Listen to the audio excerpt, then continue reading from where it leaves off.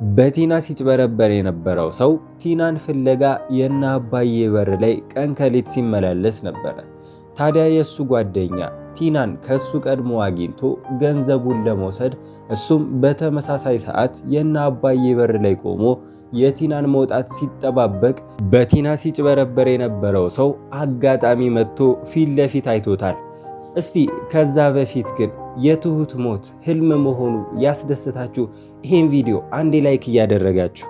ታዲያ ቲና አሁን ላይ ሰውየውን ካጭበረበረች በኋላ ደብዛዋ ጠፍቷል እና አባዬ ቤትም ቢሆን አሁን ላይ እያየናት አይደለም። ነገር ግን አሁን ችግር ውስጥ ልትገባ ይመስላል። ምክንያቱም ደግሞ ተመስገን ወደ እነ ትሁት ቤት እየሄደ ሳለ መንገድ ላይ በቲና ሲጭበረበር የነበረውን የሱ ጓደኛ በር ላይ ቆሞ ሲጠብቅ አይቶታል። ሰውየውም የቲና አፍቃሪ እንደሆነና ቲናም እሱን ስላልተረዳቸው ተመስገን ሁለቱን አገናኝቷቸው ይበልጥ እንዲያግባባቸው ጠይቆት ነበረ። ታዲያ ተመስገንም ይሄ ነገር እውነት መስሎት እሷ እዚህ ቤት ቶሎ ቶሎ አትመጣም የመጣች ቀን ግን ደውዬ እነግርሃለሁ ብሎት ነበር። ቲና ደግሞ አሁን ላይ የእነ ትሁትን ቤት ሰዎቹ አፈላልገው ተከታትለው እንደደረሱበት አታውቅም።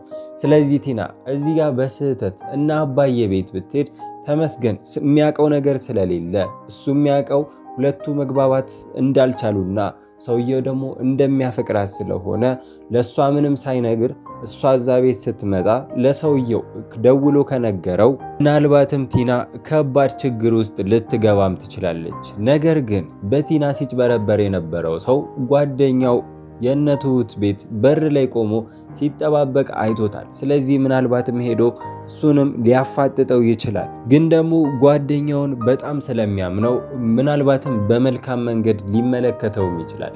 ነገር ግን ጓደኛው ከሱ ቀድሞ ቲናን ይዞ ገንዘቡን ሊቀበል እንዳሰበ ግን ከደረሰበት ምናልባትም ከባድ እርምጃ ሊጠብቀው ይችላል ማለት ነው። ሌላው ደግሞ ስለ ትሁት ነው። ትሁት እንግዲህ ዛሬ ላይ ሞቷ ህልም መሆኑ በጣም አስደስቶናል። ከዚህም በፊት በነበረው ክፍል ተናግረን ነበረ። ምክንያቱም ትሁት ልትሞት አትችልም፣ ወይም ደግሞ ድራማው ያልቃል ማለት ነው ከትሁት ከሞተች። ስለዚህ ይሄ ነገር ህልም መሆን አለበት ብለን ነበር እና የገመትነውም ልክ ሆኗል። ዛሬ ላይ ደግሞ ናቲ ለትሁት ደውሎ ተመስገንንና ትሁትን ለማጣላት ሲል ለትሁት ተመስገን ደጀኔ ላይ እንደተኮሰ ነግሯት ነበረ። ትሁት ደግሞ ይሄን ነገር በማድረጉ በተመስገን በጣም አዝናበት ነበረ። ምክንያቱም በሱ ምክንያት የእሱ አባትና እህት ችግር ውስጥ ገብተዋል። ግን ደግሞ አባቷ ጋር ሲያወሩ እንደሰማነው ከሆነ አባቷም እሱ ላይ ደጀኔ ላይ ሊተኩስበት እንደነበረ እና ያን ሰዓት ተመስገንም ቀድሞ ተኩሶ እንደመታውም ነግሯታል። ታዲያ ይሄንንም ስትሰማ በአባቷም ተናዳ ነበረ። ግን አሁን ላይ ተመስገንንም ይቅር ያለችው ይመስላል ማለት ነው። ይሄ ሁሉ ሴራ የናቲ ነበረ። ይሄንን ነገር ነግሮ ከትሁት ጋር ለማጣላት ነበር ያሰበው። ግን አሁንም ቢሆን ናቲ ተንኮሉን አላቆመም። ምክንያቱም ዛሬ እንግዲህ እንደሰማችሁት ከሆነ ለደጀኔ አባት ደውሎ እዚህ አዲስ አበባ መጥተው እሱም መጠለያ እንደሚያዘጋጅላቸውና ተመስገንንም እንዲበቀሉት ነግሯቸው ነበረ።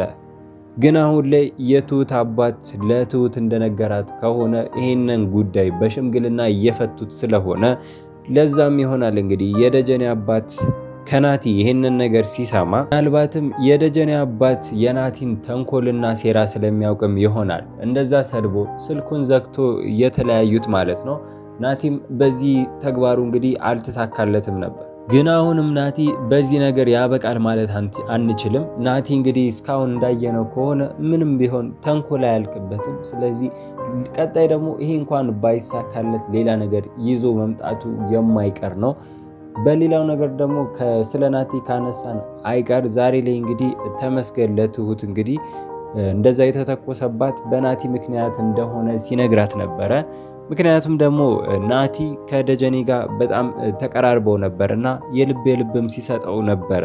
ታዲያ እንግዲህ ወደ ኋላ መለስ ብለን ትሁት በሽጉጥ የተመታችበትን ነገር ስናስብ ምናልባትም ይሄ ሁሉ ነገር የሆነው በናቲ ምክንያትም ሊሆን ይችላል። ምክንያቱም እነሱ ወደ አዲስ አበባ የሚመለሱበትን ሰዓትና የሚሄዱበትን መንገድ ሁሉ እነ ደጀኔ ያውቁ ነበር። ይሄንን ነገር ደግሞ ሊነግራቸው የሚችለው ናቲ ብቻ ነው።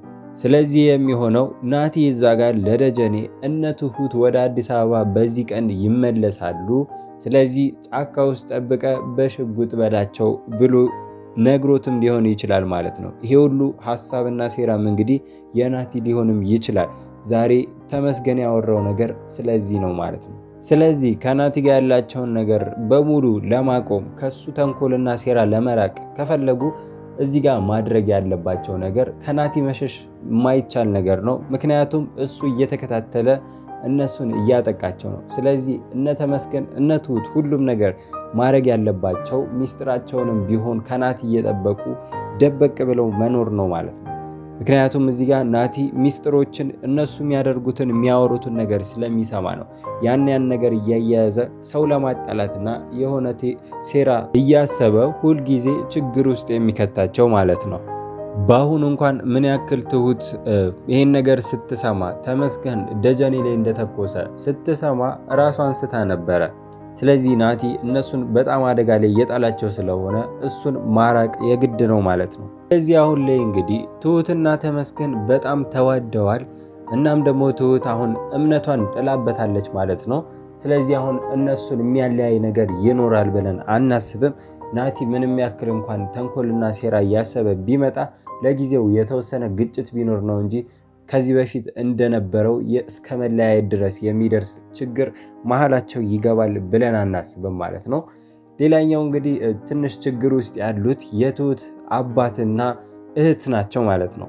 ግን ዛሬ በስልክ ላይ እንደሰማ ነው የትሁት አባት ጋር ስታወራ ትሁት ይህንን ነገር በሽምግልና እየፈታ ነው ብለው ነበረ። ስለዚህ እንግዲህ የትሁት አባት ይህን ነገር የተናገረው ትሁት እንዳታስብ ለእሷ ተጨንቆ ከሆነ አሁንም ድረስ እንግዲህ ችግር ውስጥ ሊሆኑም ይችላሉ ማለት ነው። ግን ደግሞ ይሄ ነገር በሽምግልና እየተፈታም ከሆነ በጣም ደስ የሚል ነገር ነው። ሊሆንም የሚችለው ደግሞ ይሄ ነው ብለን እናስባለን።